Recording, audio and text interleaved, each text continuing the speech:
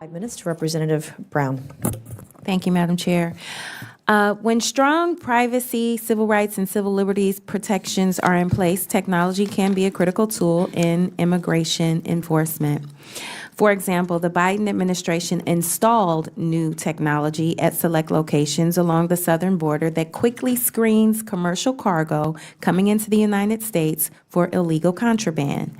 These non-intrusive inspection capabilities keep commerce flowing into the United States while successfully reducing drug and human trafficking.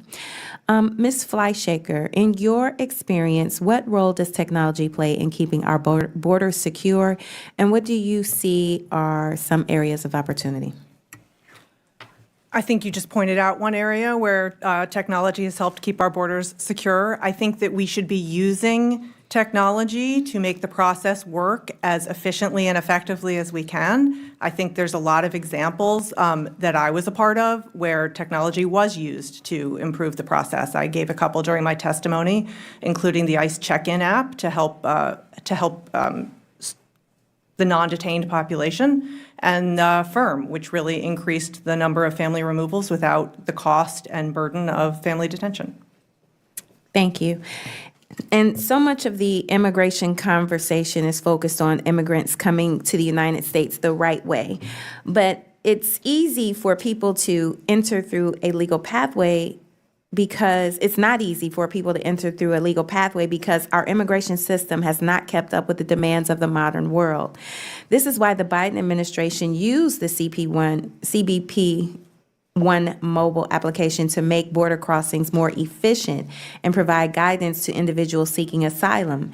People crossing the southwest border illegally to request asylum, once it went into effect, it was the only way for people to get an appointment to request asylum. So, Ms. Fleischaker, how can technology like CBP One make legal immigration pathways more accessible?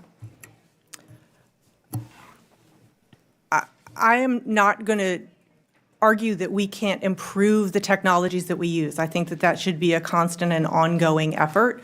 I have no argument that we should be continuing to improve CBP One. I will say, though, that I tend to support programs and policies that makes the workforce's job easier. CBP One is one of those programs that allowed Border Patrol agents to plan for and make efficient the process of checking people, of bringing people through the border when they were seeking asylum. It allowed us to organize ourselves, and it allowed us to plan for and appropriately staff the Border Patrol offices because we knew who was going to be coming on any given day. That's the kind of thing that I think is a net positive, even when things can continue to be improved. Thank you. So maybe you can tell me, before CBP One, what difficulties did asylum seekers face when they arrived at legal ports of entry, and how can we expand the ways that CBP One app improve the process for people arriving at the border seeking asylum? Previously, people would queue and wait, maybe for days or weeks, depending on the busyness of a particular Border Patrol station.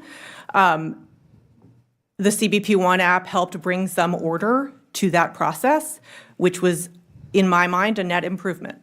I think that we should be using technologies like that to help improve the process, sort of sift through data, process people more quickly, improve outcomes are worth it. I will say, from the ICE perspective, Congress appropriates the funds.